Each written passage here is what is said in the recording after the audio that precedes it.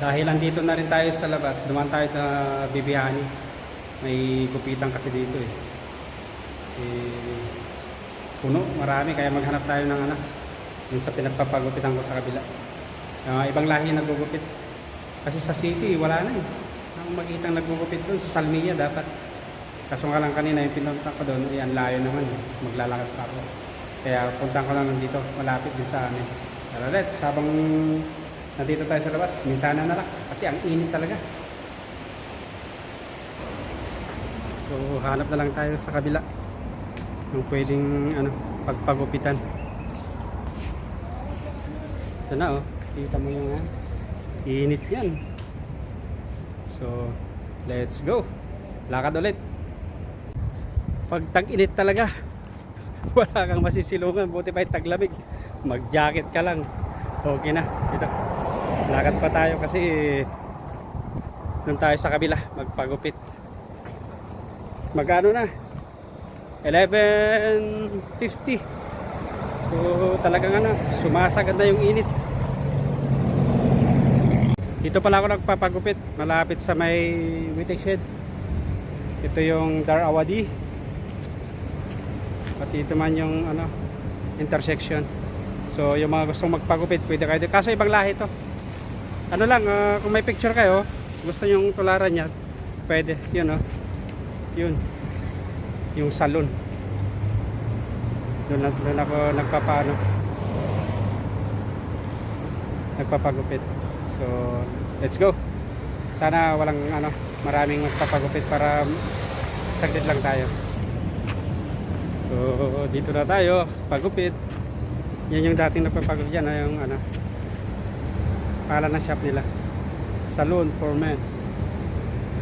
So let's go para rin tayo. Yan nagpapagupit sa akin. Dito tayo, meron pinagpapagupit kaya may tayo. Yan yung saan. Sigurado pag nagupitan niya, lalabas na yung mga puti. Kasi ang dami yung puti, kinukulayan ko nito. Yan o. Pero talaga yung buhay, pag tumatanda. Pati buhok tumatanda, nagiging puti. So titignan natin mamaya. Sigurado ako magiging puti. Walang sabi ko, kinukulayan ko lang din yung mga buhok ko. Dito lang.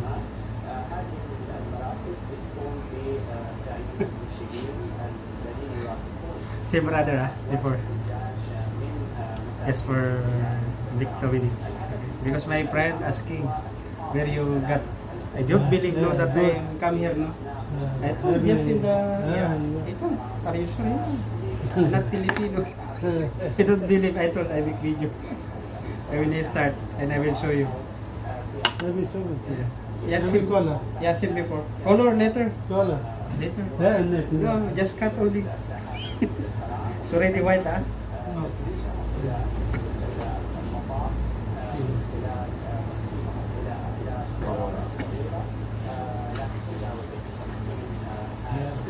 Yeah, same before, yeah. For 2 months again. Yeah, same before, yeah. For 2 months again. Because I will come here every 2 months.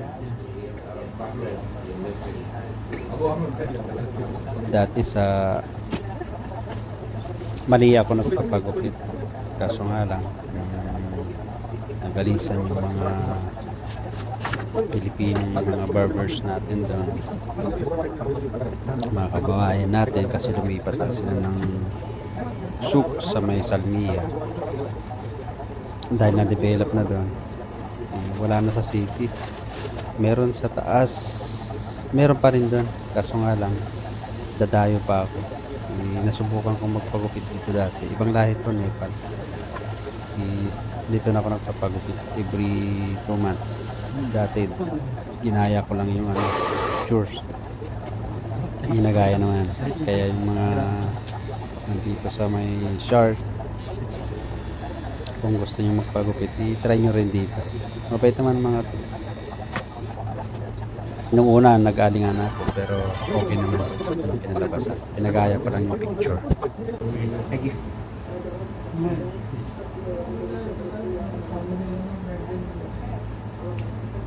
For 2 months again.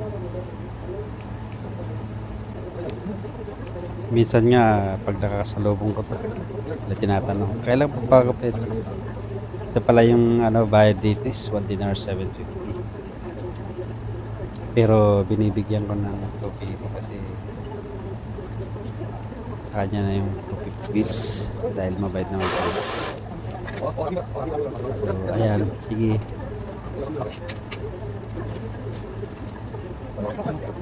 Gupit lang para maging fresh ko pakiramdam. Tag-init na kasi, ang init. Para at saka kailangan din sa trabaho kasi kasama ko nakita ko nung nagpagupit na sila last week. At minsan sinasabihan ko sa leader, pagupit kayo. Lagi ko sinasabi tapos ako hindi pa. Kaya ito na, walang pasok, magpagupit na ako. Sabi pa niya kung gusto kong magpakulay daw ng buhok. Kaso nga lang ako mismo ang gumagawa ng kukulay. Bumibili lang ako sa halagang 250 pills. At saka sa trabaho kasi gumagamit naman kami ng sombrero kaya yun, tatakpan naman yung puti. Nagsilabasan na yung mga puting buhok ko. Pero talaga niya, gumatanda na kasi. Sabi niya kung gusto ko daw magpakulay pero sabi ko hindi na.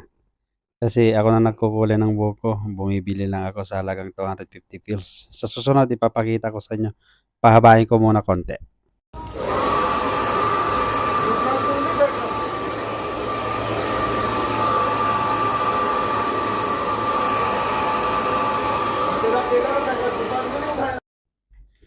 At malapit na tayo matapos.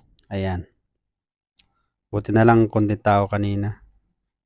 Kasi minsan na dadaanan ko to, ang daming tao dito. Holiday kasi.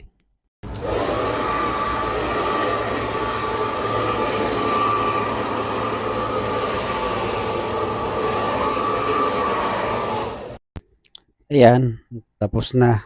At salamat, makakauwi na tayo. Naabutan na tayo ng praying time ng mga kapatid nating mga Muslims. So, okay lang, eksakto lang.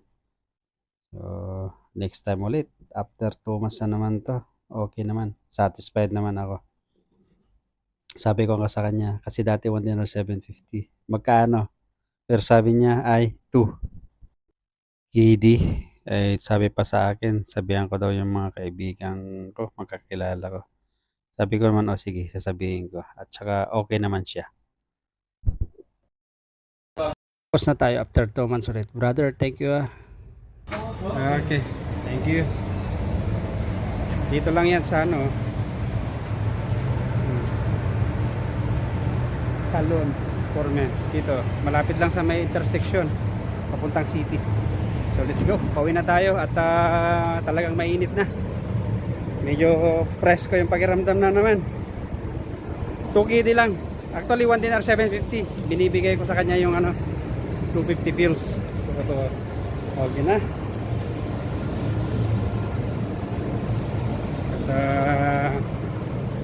At sobrang init.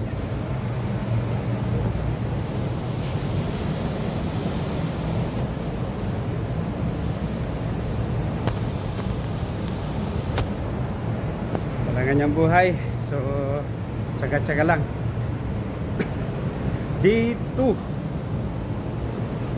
punta sana ako ng fish market kaso ang init, maglalakad kasi ako. Bukas na lang siguro, maaga ako. So ano bang